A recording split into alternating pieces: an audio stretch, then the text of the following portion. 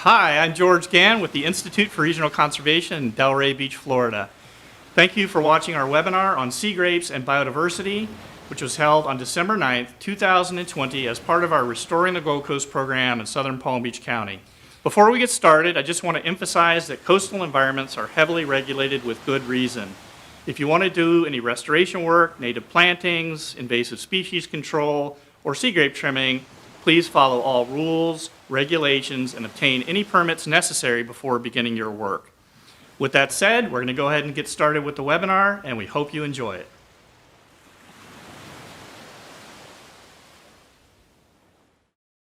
Welcome. We're going to go ahead and get started. And yeah, if you're able to share this live, feel free to. We're also going to record this and have it available for sharing afterwards as well. We appreciate all of you making time in your schedule today to join us. The workshop is titled Seagrapes and Biodiversity, and we're glad to have you here. My name is Kara Abbott. I'm the Education and Outreach Coordinator for the Institute for Regional Conservation, and I'll be moderating. So George, if you can take us to the next slide, I will kind of go over how today will work. So we're going to have presentations from each of our panelists. I'll give them a quick introduction in a minute. And then at the end, we'll open it up for a Q&A session. Without further ado, I would like to introduce the panelists that we have today. Our first is George Gann. So George is the founder and chief conservation strategist of IRC. He has 40 years experience in coastal conservation and restoration, and he's the lead author of the peer-reviewed International Principles and Standards for the Practice of Ecological Restoration. George, can you wave to show everybody who you are? There's George. Next up, we'll have Nikki Desjardins. She's the Director of Operations at Ecological Associates, Inc. in Jensen Beach, Florida. She has her master's degree in biology from Florida Atlantic University and has worked with sea turtles in South Florida for the last 20 years. Nikki's focus at EAI is the evaluation of impacts to sea turtles and shorebirds from coastal construction projects like beach nourishment and dune restoration. And Nikki, can you point us out? Hi, Nikki. Next up, we will have Rob and Mike. I have a little bio for Rob here. Rob Barron is a biologist, nursery owner, and landscaper who has been restoring coastal dunes in Florida and the Caribbean since 1977, including over 2,000 projects and more than 80 miles of shoreline. And our last panelist for today is Jimmy Lang. Jimmy is a botanist with the South Florida Conservation Program at Fairchild Tropical Botanic Garden and a research associate of IRC. He has spent most of the last decade studying plant ecology and conservation in Florida and currently oversees a U.S. Fish and Wildlife Service funded project to restore Jackalonia reclinata habitat throughout its historical range. And we're going to get to hear a little bit about that today. So Jimmy, if you can wave to everybody. Awesome. So without further ado, I'd like to hand it over to our first speaker today, which is George Gann. Great, thanks, Kara. Appreciate it. Thanks everybody for being here. So I'm going to start off giving a little bit of an introduction to the topic and about IRC and our programs titled Seagrape Trimming, Ecological Restoration and Coastal Conservation, Biodiversity Restoration and Community Engagement in Southeastern Florida. And so I will be focusing on the work that we're doing currently in southeastern Palm Beach County, but I've noticed some people from other parts, and this topic is perfectly good from Key Biscayne and Miami-Dade County to much further to the north. I want to start off with some acknowledgments and just state that all the work that we do is collaborative and that many people have contributed over a long period of time. Thank the photographers who provide us with great imagery for our websites and our presentations, and then the many Restoring the Gold Coast sponsors and collaborators. And thanks a lot to Nikki and Rob and Mike and Jimmy for being here today. So the outline of my talk, I'm going to talk about IRC and our mission, our Restoring the Gold Coast program, the issue of seagrapes and biodiversity, and then a short kind of context of ecological restoration and how we think about this issue. So IRC has been around for about 35 years. We've been pretty active in South Florida for the last 25. And we have a pretty broad program, but our focus really is on preventing local extinctions of native plants and animals and the restoration of native ecosystems. We have a pretty broad program, and you can check that out online, and you'll see some of that here today. One of our important programs is our ecological restoration program, and we do that together with our community outreach, which Kara heads up. And the idea is, you know, we have a professional restoration crew, but our thinking is that we really need to engage the public and get support for our projects if they are to be successful. We do a lot of research, especially floristics and things about native plants, and we try to package that information in ways that people can make use of them. So there's different kinds of material available on the Floristic Inventory of South Florida or Natives for Your Neighborhood. We've produced written guides and all kinds of stuff. So I encourage you to check that stuff out. For IRC, local biodiversity matters. So some people are concerned about, you know, whether something is rare in Latin America or in New England or whatever, but we really think that we have a really cool flora and fauna in South Florida, and so we're interested in what can we do to really protect all or as many species as possible in South Florida. And this is just an example of one suite of species that a rare species growing in hardwood hammocks in Everglades National Park. Somebody has their mic on. If you could turn that off, that would be really great. The conservation context is that South Florida is part of the North American coastal plain global hotspot. So that means we have a lot of endemic species, but also a lot of imperilment. We have a really unique assemblage of tropical, temperate, and widespread species in South Florida. And here's just a couple of examples of Florida endemics. The one on the left, Agave decipiens, that you can see on the dunes in southeastern Florida, is a little bit more widespread. And then the beach cluster vine, Giacomani, that Jimmy will talk about, with a more restricted range. We have a great conservation system in South Florida, and in theory, everything should be great. We have way more than the global target, but our conservation system really focuses on wetlands in the interior, and so there's certain ecosystems that are very poorly protected, and coastal strands, some other of the coastal uplands, are part of that gap.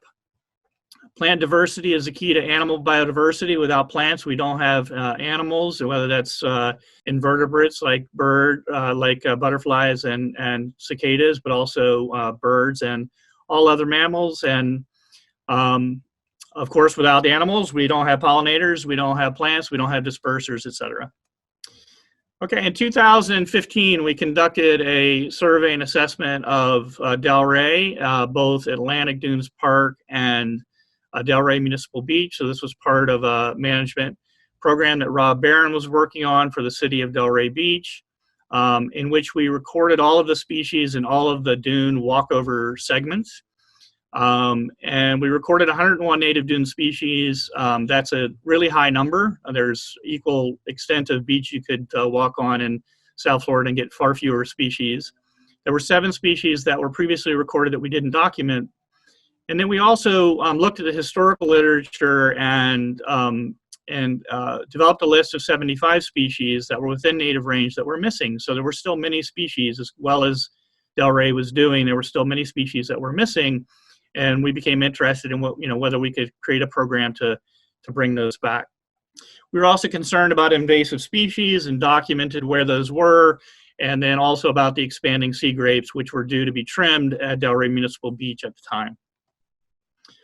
We put together a proposal for Impact 100 and were awarded the environment category in 2019 in the spring for our Restoring the Gold Coast program. We built a really robust program with many collaborators and sponsors, and importantly, because this topic of sea grapes and sea grape trimming is a hot button item, I want to just everybody read the disclaimer at the bottom. The views expressed in this presentation are IRC's and our collaborators and who are present and presenting, and not necessarily those of anybody else.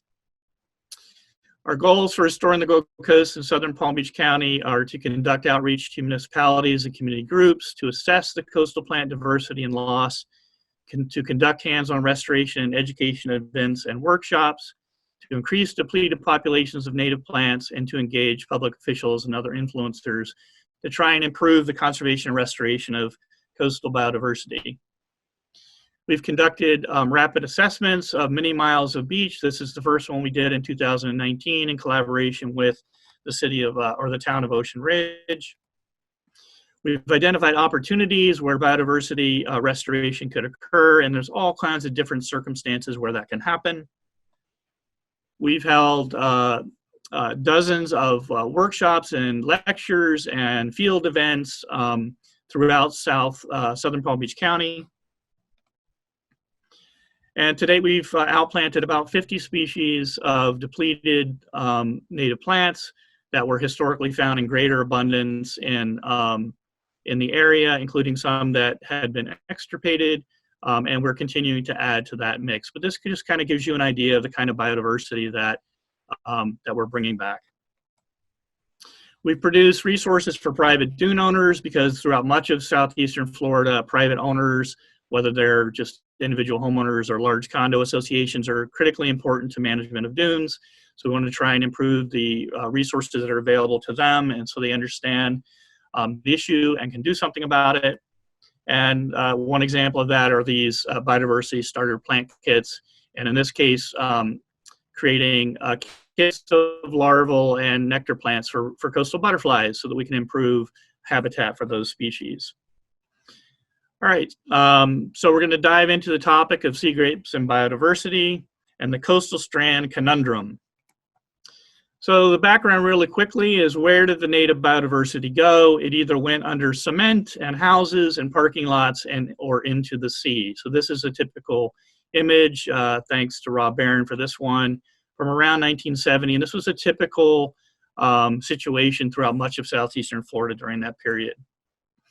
What have we done well? We've done a lot well. We've learned how to move sand around and re-nourish the beaches. We've learned to plant sea oats and a few other species. And we've learned to recover sea turtles.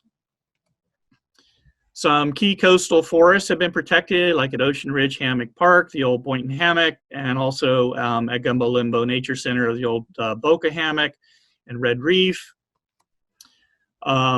The Delray Dune has recovered very nicely, as we mentioned. It's loaded with rare plants, but those are especially in the grassy areas and areas that have not been overtaken by sea grapes. However, coastal strand, or the shrub zone, has been heavily impacted and has not been restored with consistency or at scale. So coastal strand, this is the shrubby community dominated by saw palmettos and tropical and temperate shrubs and vines and grasses and all kinds of different species, is the area where a lot of the coastal biodiversity was historically. Throughout the state, coastal strand is ranked as imperiled in Florida by the Florida Natural Areas Inventory, and if we were to rank that regionally, it would have to be ranked as critically imperiled, with way less than 5% remaining south of North Palm Beach. So this is a historical photo. This is from the Delray Beach City Hall. This is what the coastline used to look like. So there are no trees. This is typical. Sea grapes are native to this ecosystem, so we can just dispense with that conversation. It is a native plant. It's native to the coastal system. It's well adapted to it, and that's one of the issues. But it was not dominant or even abundant in most parts of the coastal system.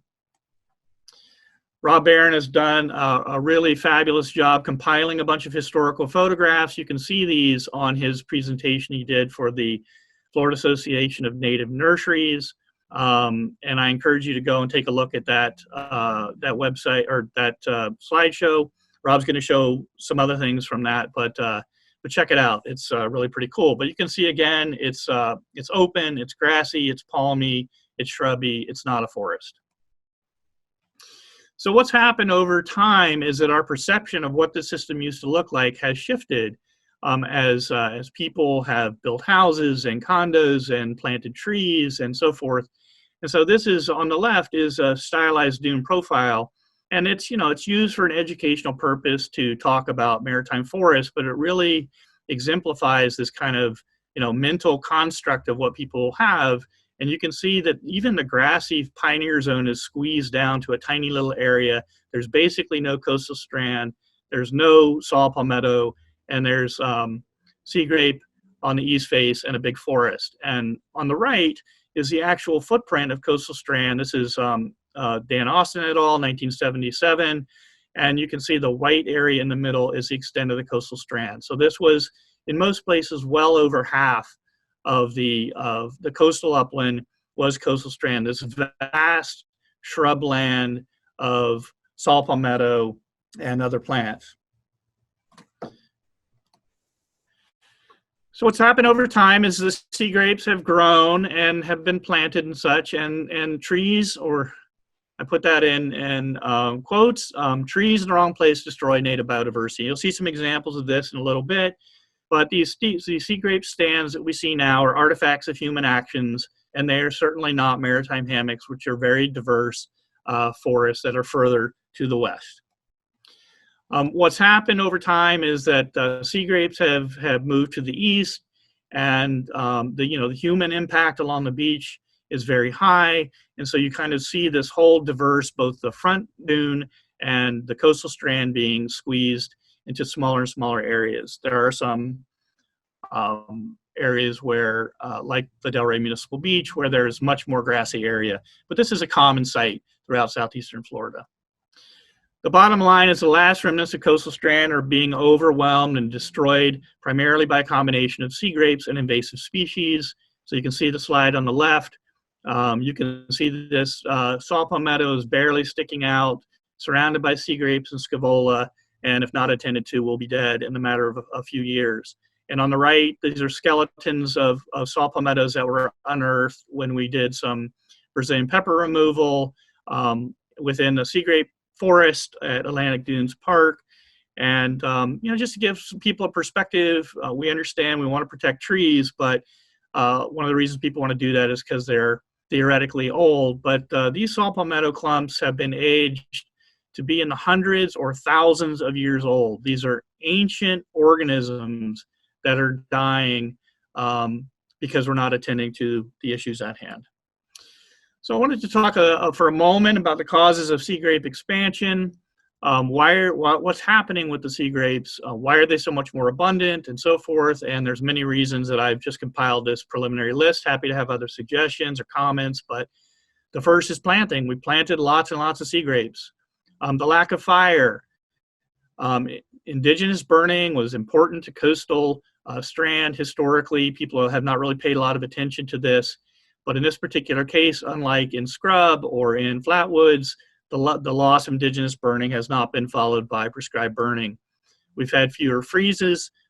We're seeing competition for light, where Brazilian pepper and other exotics in the interior are causing sea grapes to grow taller. We're seeing nutrification, where we know that nutrients are coming in from surrounding landscapes or even from dune plantings. Maybe that's having a role, adding to the problem. In changing wind dynamics, we're seeing very interesting things going on with wind. So when we remove some of these exotics on the foredune, the sea grapes are frying back in response to the wind.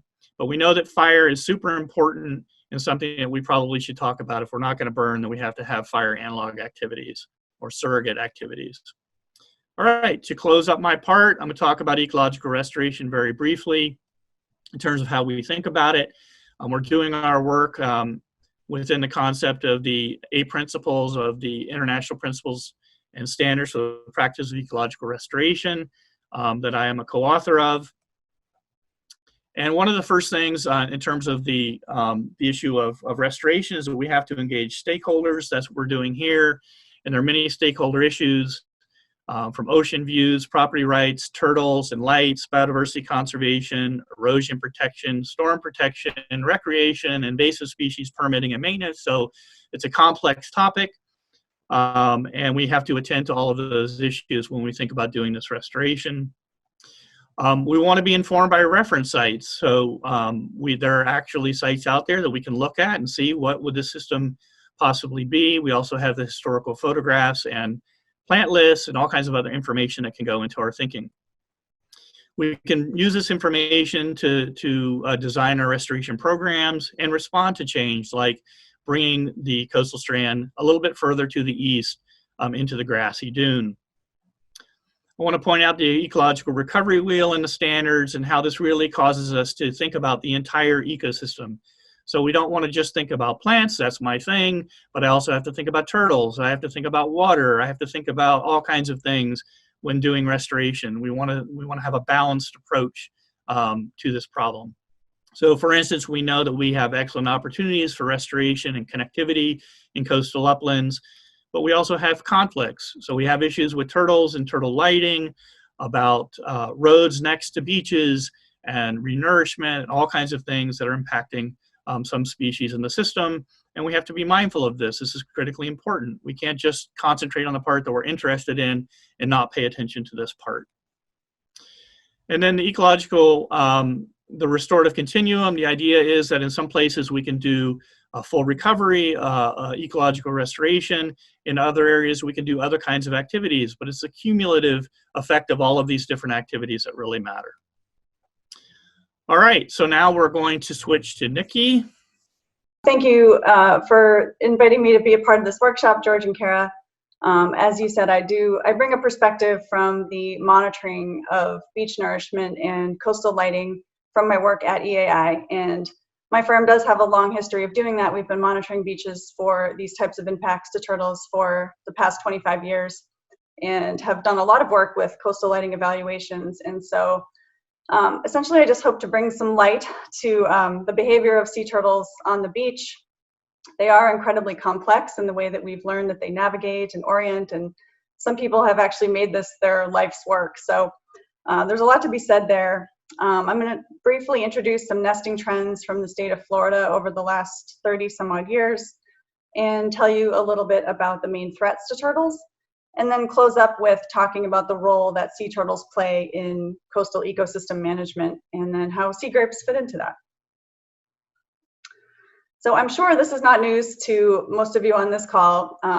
Sea turtle biology is very widely known here in Florida, but if you don't know, sea turtles emerge from their nests at night, pretty much triggered by a cue to do that when the temperature drops. And so they come out as a group together, and hopefully if things go well, they will crawl down towards the ocean.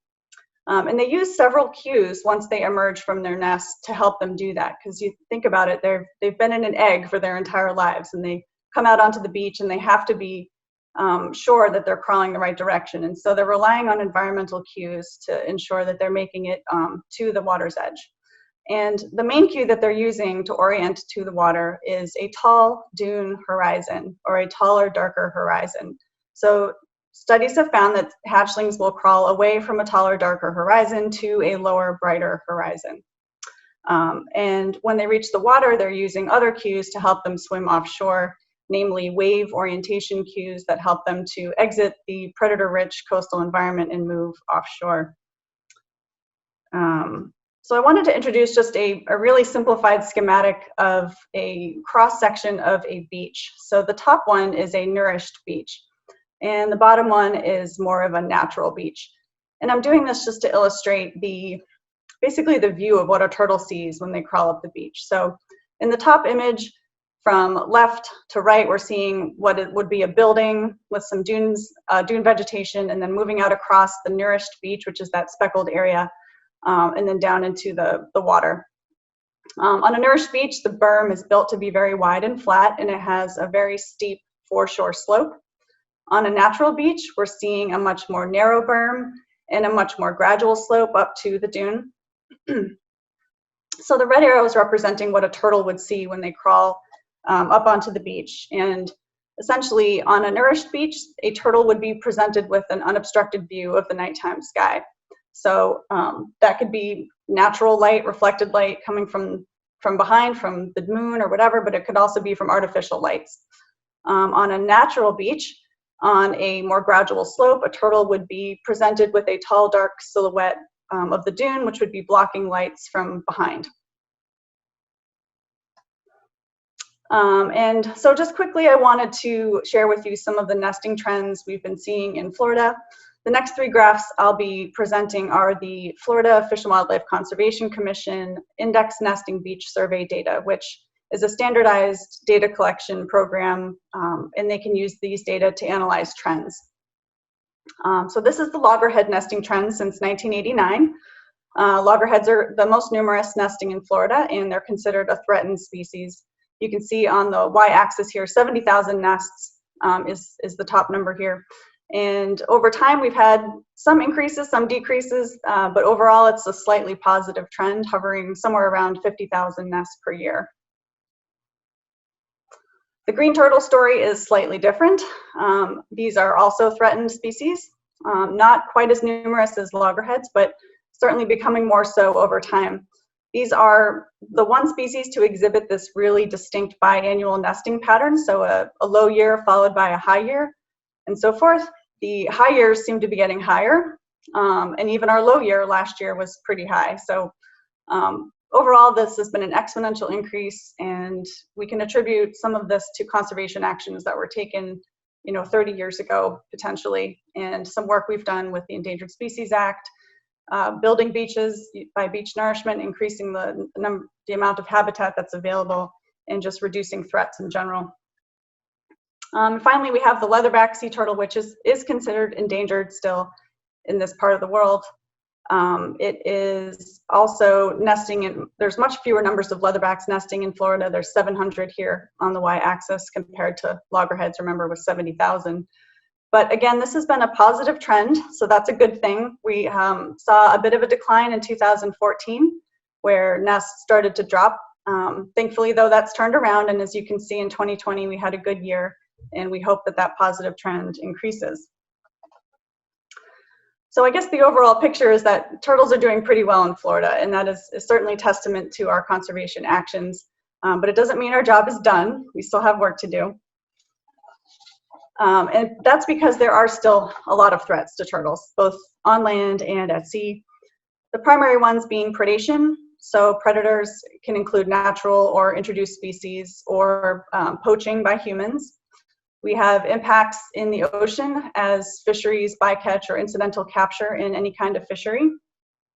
And then, of course, we have habitat degradation or modification or loss related to coastal development. And of course, the next question is, how do we handle this? And I think we all have to recognize that modern beaches are managed beaches. They're really no longer natural systems completely. And so it's our job as coastal managers to appropriately balance our actions to meet the needs of the ecosystem. We know that the coastal system is extremely complex, and there is a lot of biodiversity, both plant and animal. But what do we need to do to focus on, or what do we need to focus on to ensure that turtle populations are not impacted by humans? I think that we need to focus on making sure that the habitat is suitable for nesting turtles and for hatchlings. And the way that we can do this is by paying attention to the types of beaches we build. Remember, I showed you that diagram in the second slide with the slope and the width of the berm. If we can adjust our nourishment template to reduce impacts to turtles, that's a good thing. And then also reducing artificial light trespass onto the beach. One way of doing this, of course, is to simply turn the lights off, but we know that that is not that easy. And enforcing lighting ordinances can be extremely costly and complicated. So we have to ensure that we have a healthy dune system that not only functions in protecting upland areas and providing habitat for a broad range of species, but we need one that also acts as a silhouette to give turtles that critical cue that they need to orient properly off the beach. So I think it's clear that coastal biodiversity enhancement and sea turtle management must go hand in hand, and that any comprehensive coastal management program has to include a coastal lighting management program as well. Thanks. The basic tenets on this is a condensation of a much larger slide presentation, so these may not follow completely logically. But the main thing I have to talk about is that sea grape is a fast-growing, shallow-rooted, and brittle wood which fares poorly in a storm. The tree forms uproot and break apart, delivering damaging missiles to the wind. This was after Hurricane Andrew. There was a study done on the ground and by aerial surveys by the University of Florida that described sea grape as the worst tree in its ability to withstand hurricane force winds. This was literally a single-family home-sized pile of sea grape trees that had been bulldozed out of the parking lots in Crandon Park. It's very shallow rooted. If you see the brown portion near the top, that's the roots of sea grapes in a basement cut for a new home development in an unimpacted dune. And below that, sea grapes primarily in the top foot of soil. Below that, the roots of palmettos extending down 2 to 3 feet into the sand. If you don't control sea grapes, it's highly invasive. It overshadows and kills other components of the dune system. We have ways that we can measure that. The slide that George showed of the rock at Delray Beach with no beach at all, in 1972, the beach was renourished, and within a few years, they put in small clusters of sea grape about the size of a Honda Civic at the entrance points. They did not grow for 5 years until we installed sea oats later on. But that gave us a reference. If you look at this particular slide, the red circles were the original footprints approximately of the sea grapes installed around 1980. By the time we did our first management project permitted through the DEP in 2001, they expanded to the limits of the yellow lines. And in the most recent projects that we did, 2015 to 2017, the sea grapes had expanded to the footprint of the white.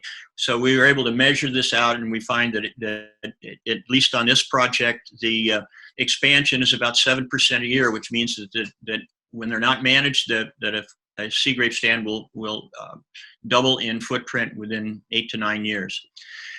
Back to that slide in Delray, once the sea oats were installed and the sea grapes started to take off in about 1986, it only took 14 years for them to reach this height, and the entire length, the entire mile-plus shoreline at Delray Beach was, the entire view of the water was obstructed, and the trees were 15 to 25 feet high.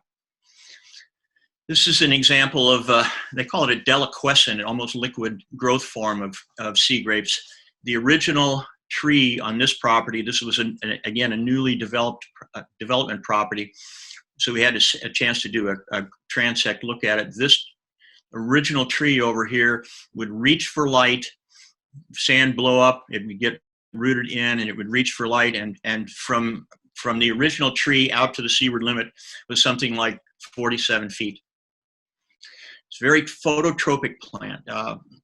A branch of sea grapes will find some open light and start growing in that direction. So you end up trees that don't have anything like a central leader. And when we've done pruning projects, we find that underneath the foot, you can see the footprint where all the leaves are still remnant, but underneath that footprint, you have big areas where there's nothing rooted, and the canopy is overshadowing and killing the more deeply rooted pioneer zone vegetation. This is a particular site that I visited as early as the late 70s, when one could still walk from the roadway to the waterfront with your head over the tops of the palmettos. The strand was still intact, but in the absence of any kind of management, the remnant sea grapes, or the original sea grapes, overshadowed and killed off almost everything else. So what you end up with sometimes, when woody vegetation will overwhelm the natural system, is a complete change in the character of the system. The natural character is lost. And that's happened in many areas of Palm Beach County, where the only thing is left after as short a period of 25 years, the only thing that is left is overshadowing sea grapes. So the primary incentive to do a lot of these projects is obviously people want to see the water. But a deeper conservation objective is to manage the sea grapes in a way that's in the context of a complete habitat restoration, and using Society for Ecological Restoration concepts to try and model your restoration after existing wild dune areas.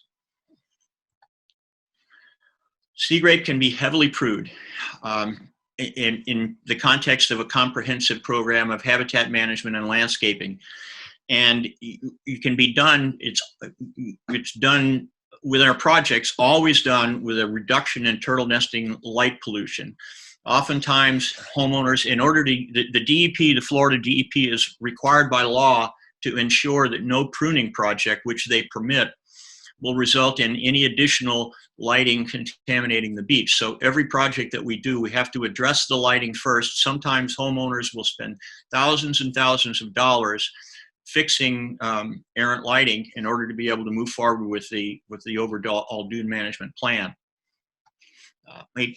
Seagrape can be very aggressively cut. This is an example of what's called coppicing, taking tall trees down to the root collar. And we, regardless of when we do this, what time of the year, we've never had any mortality. That eventually, within usually 2 to 3 months, the plants will leaf out and fill in. Our projects are designed, this is one of the early permits from Delray Beach, but you can see that they're designed to take down the canopy, to reduce it to shrub height, to remove exotic plants, to restore the pioneer zone, and then to add as complete a mix as possible of native species to restore the original habitat.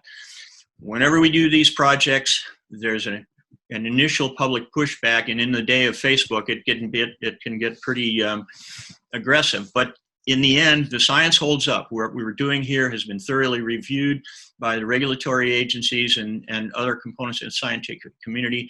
So while controversial, we're doing the right thing here.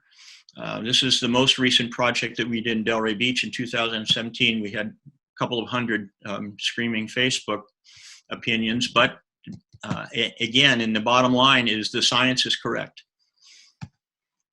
Delray Beach we've been managing this project for 35 years, and I think George stated that there's now over 110 species in this system, and we've only installed about 60. So once you start healing it, and if you do it correctly, it will take on, it will restore itself to a certain extent. We always have to do lighting surveys. This particular shot is an example of what we shoot at night in order to confirm to the state that we have corrected the lighting issues.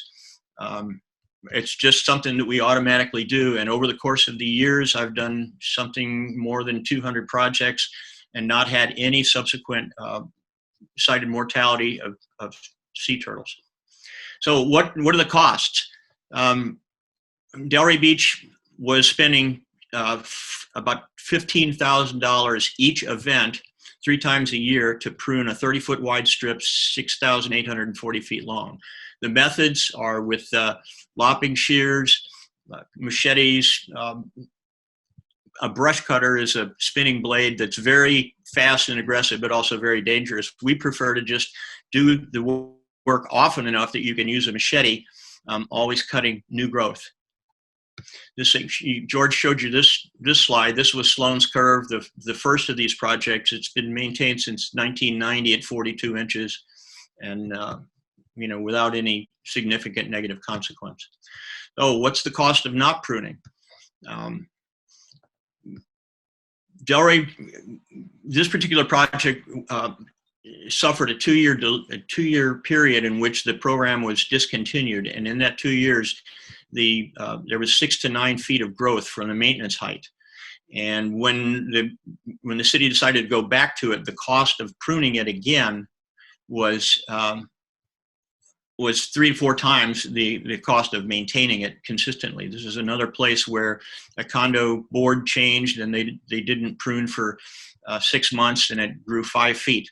So if you're going to do this, you need to keep on top of it. It gives you an idea of how aggressively the plants can grow.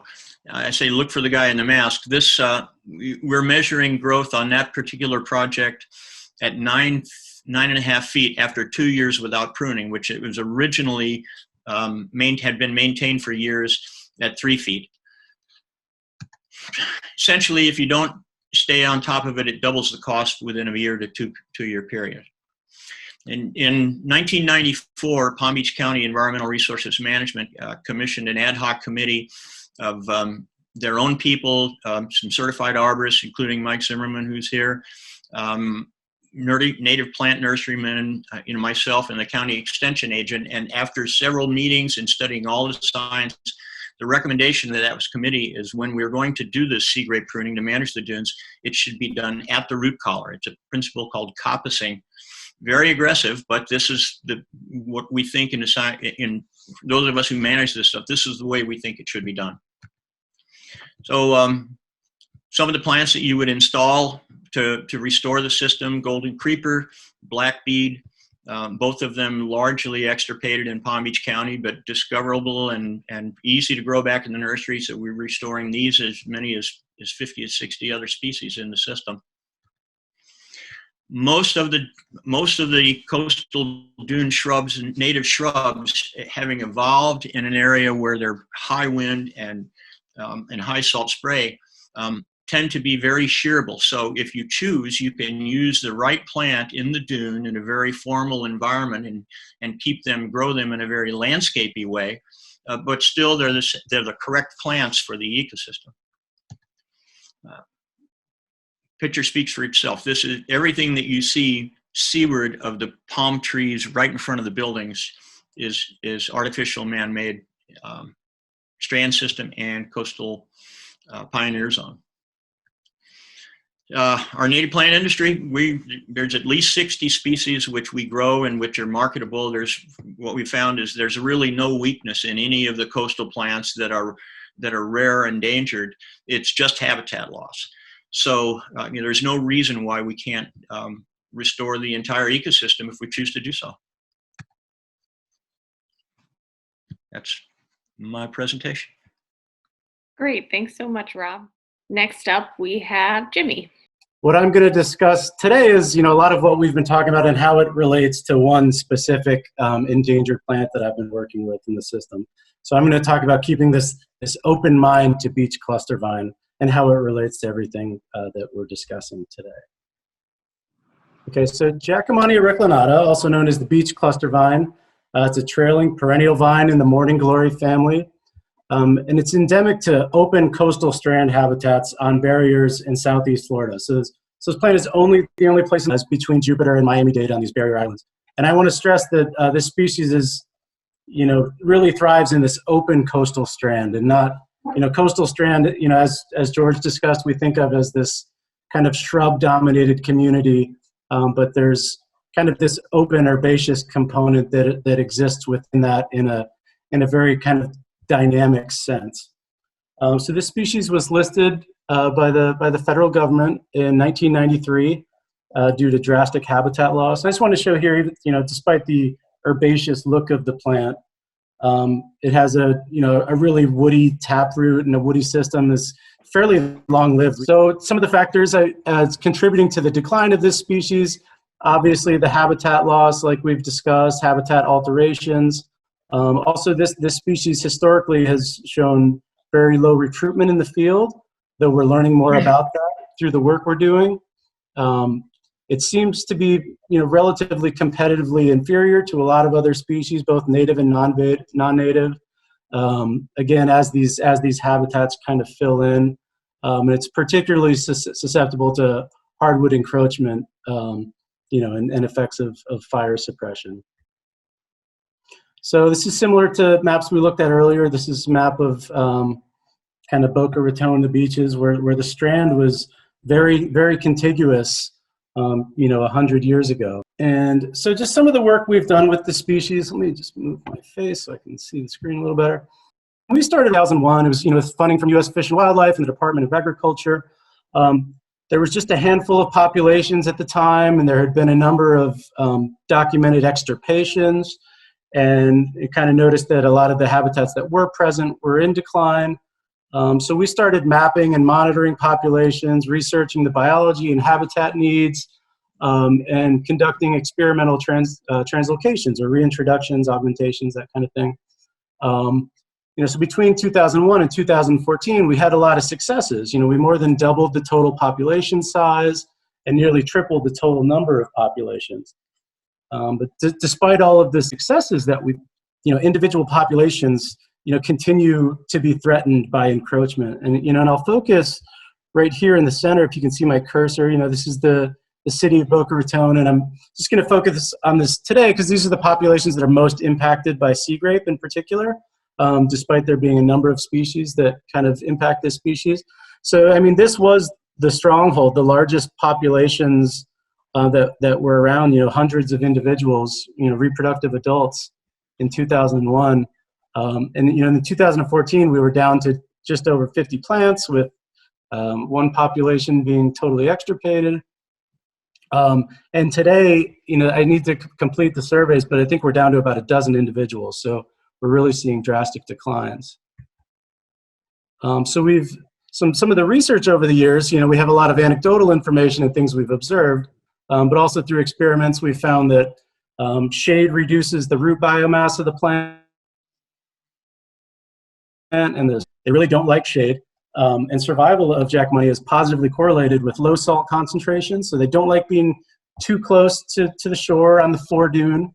And they like diverse communities of graminoids and forbs. So kind of what's good for Jackmannia is good for a lot of other species too.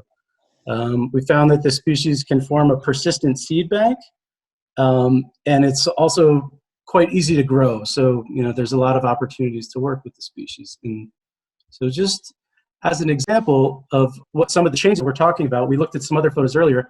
This is a view of, looking north in the area of South Beach near Palmetto Park Road around the 1920s. When it was much more open, so we'd have a lot of this open coastal strand, in the back dune area here, which is now almost completely shrubs, and even the areas that are somewhat open are kind of dominated by dense grasses like beach panicum. This is just an example of, this was the largest patch of Jackmannia, as recently as 15 years ago.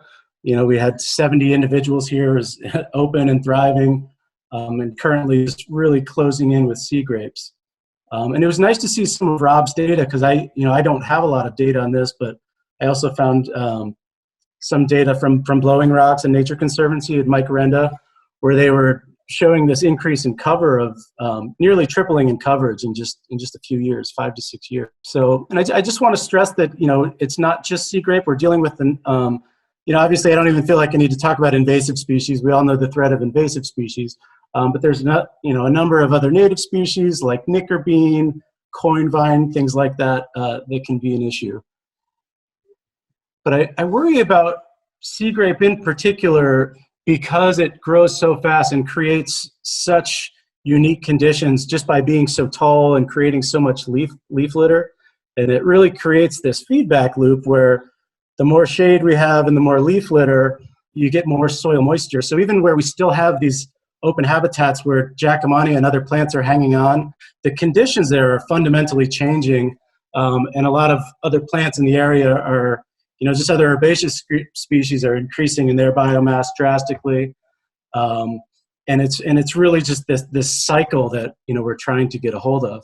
But what we found through restoration work that we've been doing is that if we provide the conditions of high light and low soil moisture, this organic matter in the soil will actually oxidize pretty quickly, and that the seed banks of a lot of these native coastal species are resilient.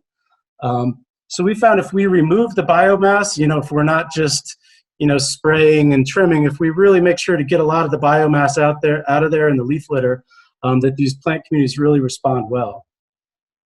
So there's a lot of hope in the work that we're doing.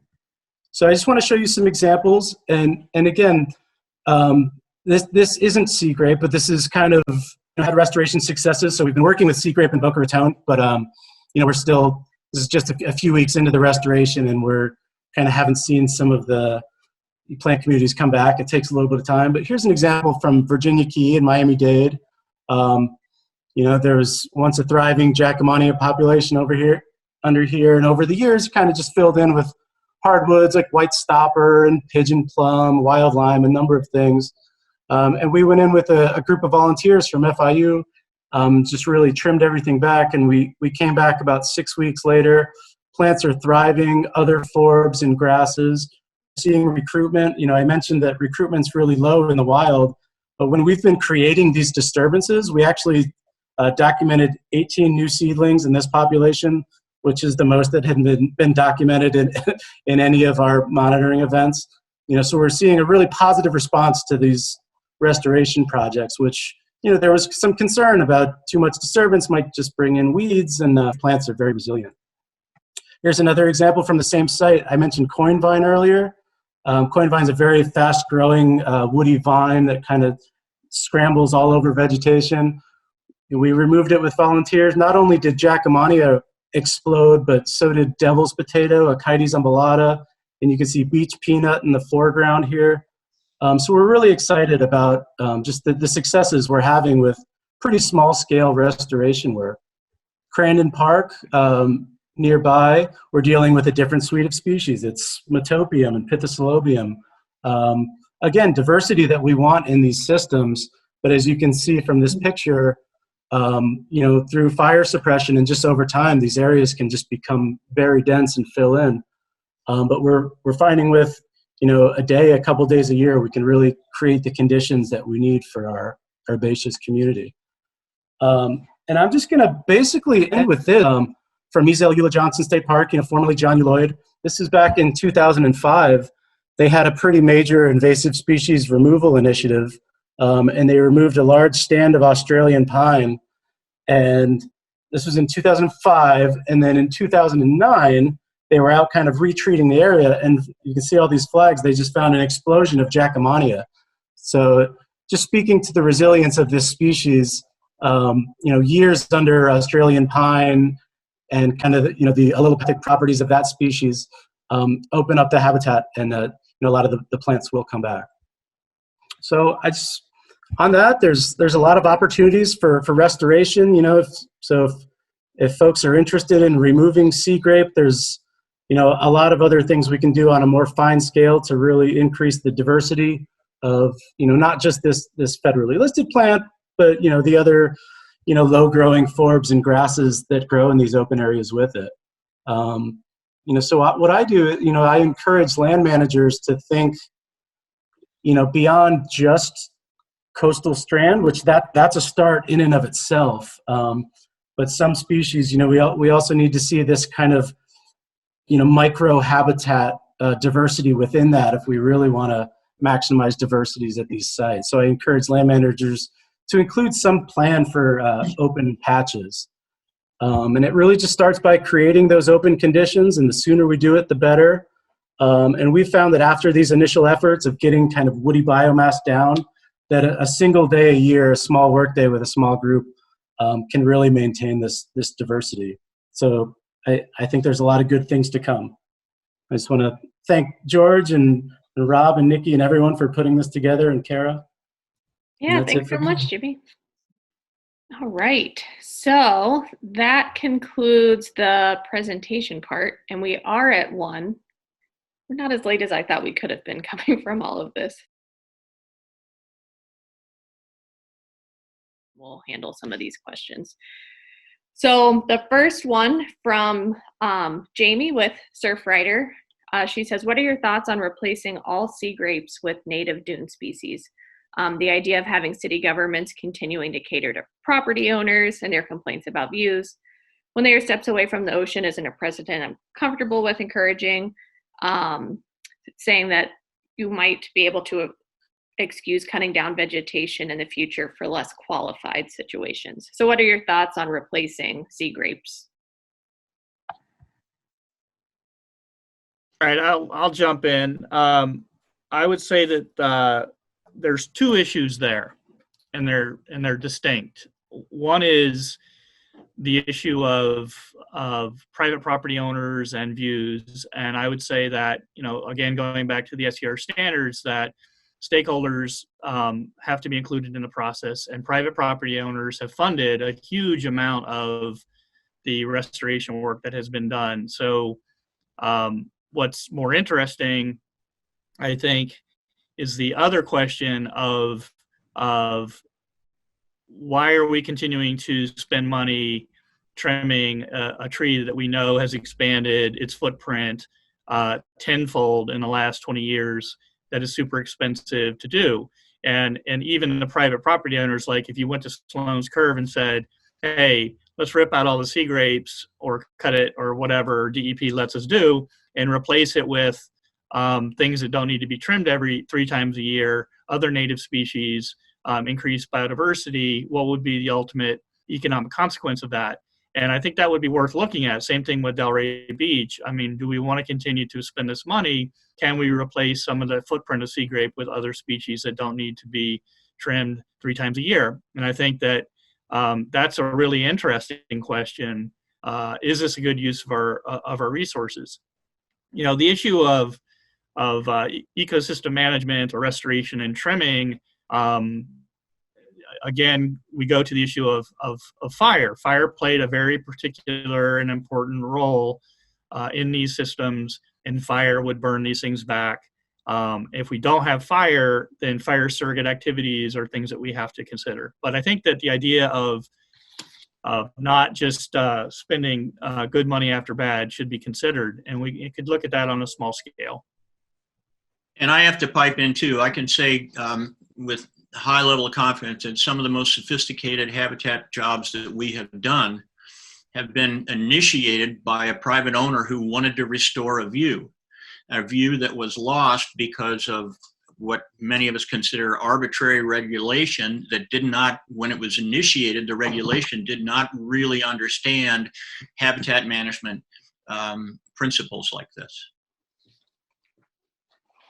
And could I cycle off of this question and ask if there's a way that we could replace sea grapes with other native plants that would maybe still help with the lighting issue that we have for sea turtles? I can answer once again. Anytime you undertake a project of this nature, you've got to get a permit from the DEP. And by law, the DEP is requires you to prove before you start your planting work that you have solved, not minimized, but you have solved the essential lighting problem. So many, many thousands of dollars are invested by private owners who want to work on the view, but end up fixing the lights. And we are doing any number of small, medium scale projects where the DEP is now allowing us, once we demonstrate through historical aerial photographs and such, we demonstrate the extent and the speed of the expansion of the sea grape canopy. The DEP is now allowing us to go back and renovate, I think is the correct word. Awesome. Yeah, I was wondering if we could, not to put you on the spot, Mike, but since you're here, I was wondering if you had anything you wanted to add to the conversation. Mike Zimmerman?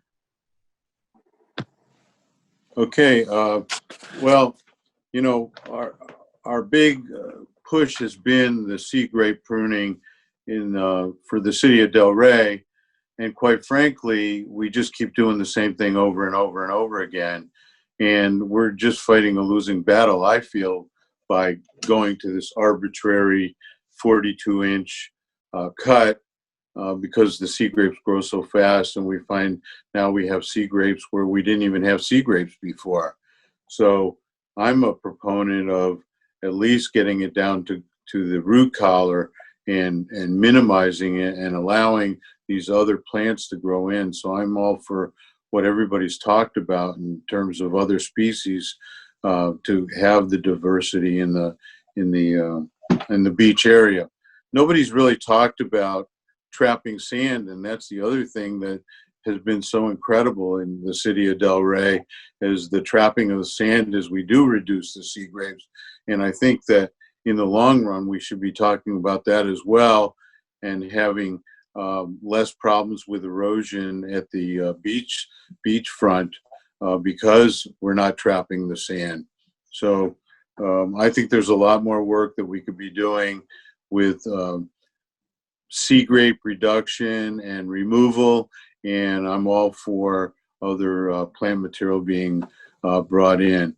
The outcry, unfortunately, when we go to these local areas like the city of Delray, is the lack of information that the public has of why we're doing this and what's going on and so forth. And the last time we were there, which is just a few months ago, where we took on a part of the beach that hadn't been addressed before, the outcry was unbelievable. Facebook had lots and lots of comments about how we're destroying the beach and what we're doing there and so forth. So I think programs like what you're doing right now and public relations through the cities and communities is really important, so that the information gets put out that what we're trying to accomplish is going to be beneficial in the long run.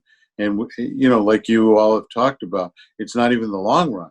Some of it's pretty dramatic in a short period of time.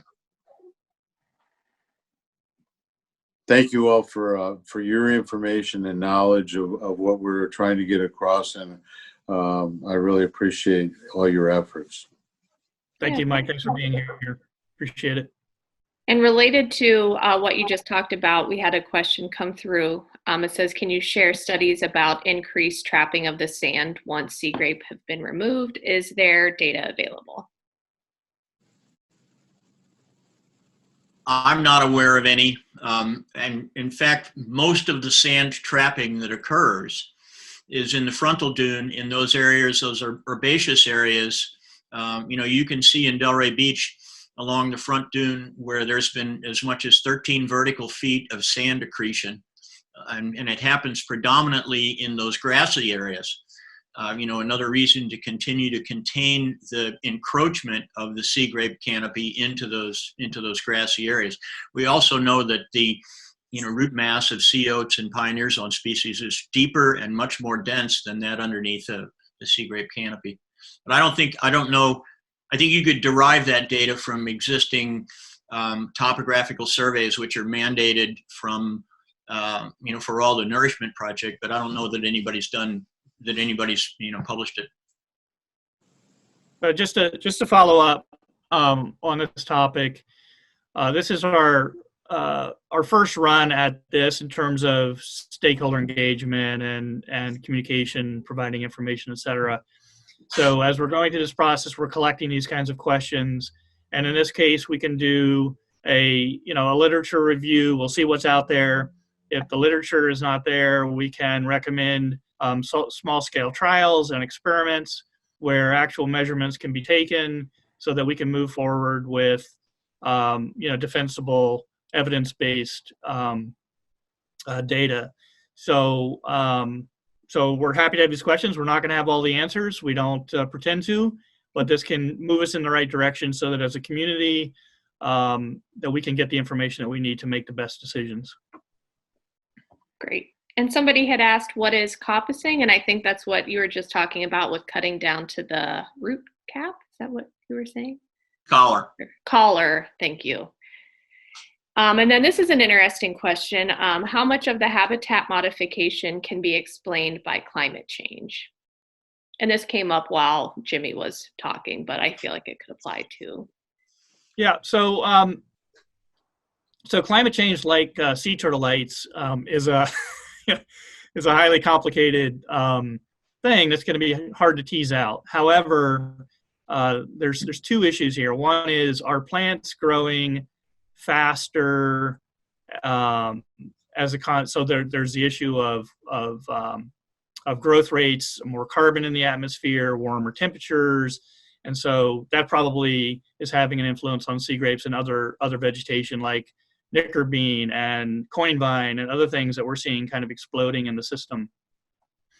So yeah, sure, that's probably happening. Does anybody have measurements of that? I don't think so, but we'll also put that on our list of things to investigate. However, again, I will cycle back to fire, and the role of fire in grassy and shrubby ecosystems in Florida is hugely important and very well documented. Less so on the barrier islands, but indigenous people lived on the barrier islands for thousands of years. It's well documented to have used fire to create ecosystem mosaics that were beneficial to them.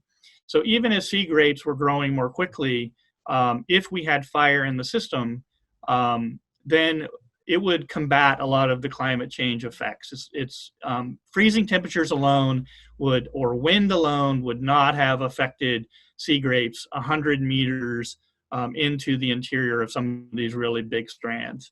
Fire was a hugely important role. So I think I caution everyone to say, well, this is a fundamental permanent change caused by climate, and the system is going to go to some sort of sea-grade forest. That makes no sense. That would be like saying all the music flatwoods in Florida should become live oak forest. Fire is part of the system. Let's figure out what we need to do if we're not going to use that particular tool. And Jimmy Lang and I worked on a project. I had a very minor role. He had a very major role, looking at woody encroachment on grasslands on Cape Sable in Everglades National Park, which was widely populated by indigenous people for thousands of years as well. And the Park Service used to do prescribed burning there for a long while and stopped. And Jimmy and his team at Fairchild and FIU and others documented a huge increase in woody vegetation in response to the lack of fire. So Nikki's point is right. This is a managed system. The decisions we make are important. Climate change is important, but it doesn't mean we throw up our hands and say everything is different, so we're just going to give up. I just want to add, George, that when that Palm Beach County ad hoc committee was studying this, we looked at cold and the frequency of freezing. And certainly you can observe whenever you get a freeze that it basically takes sea grape down to the ground and releases the palmettos and many of the other. And that combined with the fact that you don't find any substantial sea grape stands north of Daytona where they're still continuing to get freeze. But I did a presentation about climate change and population dynamics on the dune, and the other thing that we concluded is that it's probably less the impact along the shoreline, less the impact of overall climate change and warming than it is the impact of urbanization and creating what they call the urban heat island. If you go back 100 years, if you go back to the 1920s and 30s, you'd get a freeze that would only last a day or two, but it froze. And if you go back to 1925, there was a 3-day hard freeze in Miami, and it was a 5-day hard freeze in Delray Beach. So but once you start paving and building all this massive stuff that holds heat, that Yankee Clipper storm that's going to blow and maybe get down to 29 degrees for 24 hours doesn't get below freezing. And so the warming effect of all the pavement right along the shoreline might be just enough to tip the balance to where things that used to be a control are no longer a control. Great.